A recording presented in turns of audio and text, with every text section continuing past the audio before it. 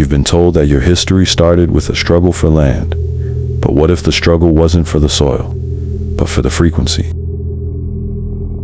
In 1652, something arrived at the Cape that wasn't just a ship, it was a code. A code designed to disconnect your spirit from your purse, your culture from your vote, and your ancestors from your future. Most people are still living inside that 374-year-old fracture. They see the chaos, but they don't see the pattern. But here's the secret the textbooks won't tell you.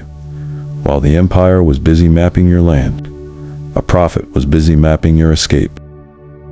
South African history is not just political.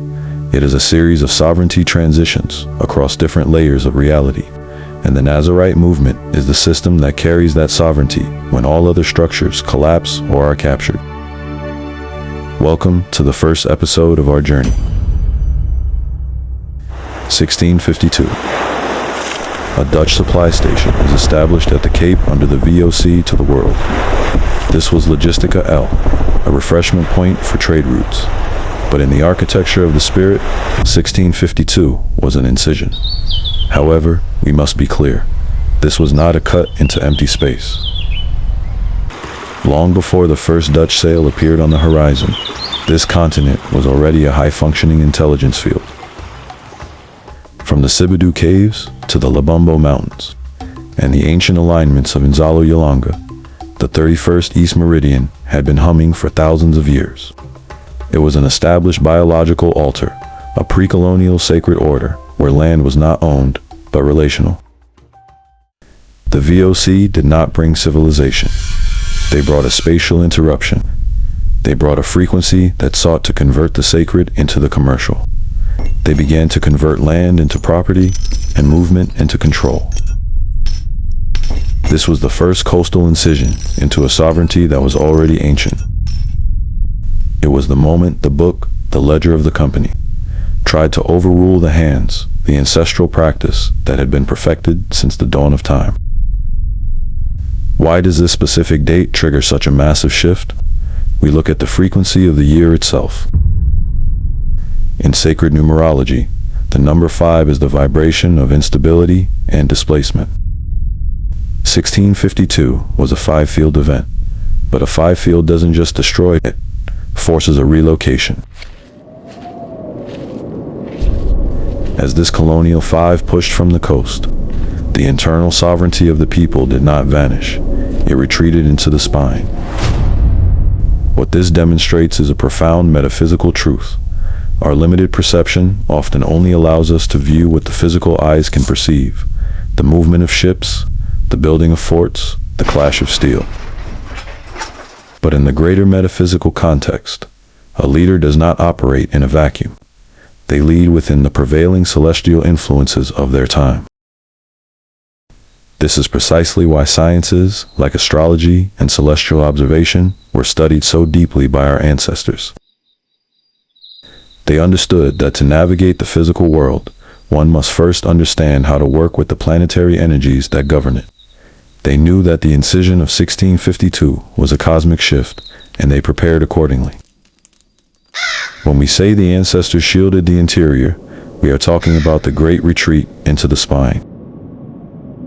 They saw the colonial surveyors coming with their chains and their maps, and they realized, if we let them see our heart, they will put a price on it. So, they moved to heart.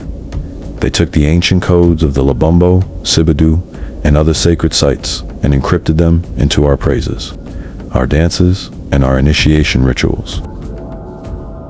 While they fought relentlessly to prevent the physical deed from seizing the land, they simultaneously ensured they kept the source. They refused to let the colonial ledger consume the portal and the history preserved in our clan names, idioms, and proverbs, the oral DNA that no ledger could ever tax or seize. When we place this history alongside global pivots, we see that Isaiah Shembe's mission is phase-aligned with the planet. Look at the mid-1800s. Global trade is accelerating. In 1867, diamonds are discovered in Kimberley.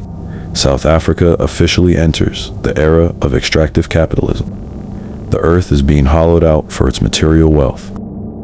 But look at the cross-historical synchrony. At the exact moment the material arteries of empire opened, the counter-consciousness seed was activated. Between 1867 and 1870, as the first diamond was pulled from the dirt, Isaiah Shembe was born. This is the pattern. When the physical world becomes property, the spiritual world becomes jurisdiction. When the empire wins the territory, it loses the metaphysical jurisdiction. Shembe is the sovereignty-preserving intelligence, appearing exactly when the physical land is legally removed. He arrives to show us that the land has been reconstituted inside our ritual, our rhythm, and our sacred geography. By 1906, the last armed Zulu resistance, the Bambata Rebellion, collapses. The military spear is broken. But at that exact moment, a new triad of human reality emerges on the global stage. While the West was mapping the mind through Freud and the cosmos through Einstein, Shembe was activating the spirit. He replaced military sovereignty with ritual sovereignty. He understood that you don't need to win a war if you can maintain the frequency of your sacred practice. He converted material loss into sacred geography.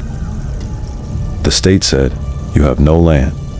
Shembe responded by making the land non-transferable.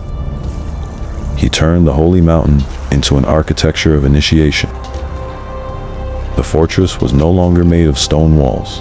It was moved into the biological altar of the human spine.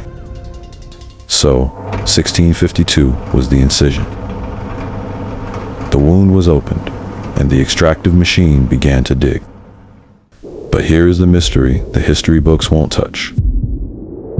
If the colonial system had total military power, total legal power, and total control of the soil, why did they fail to capture the spirit?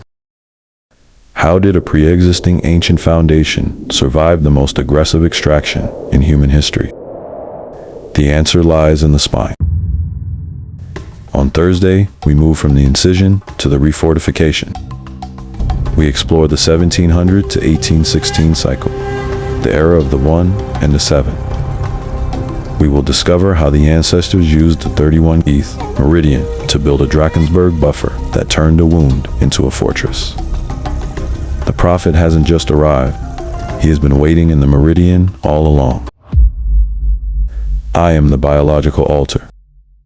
If this video resonated with you, please like, share, and subscribe with those ready to awaken.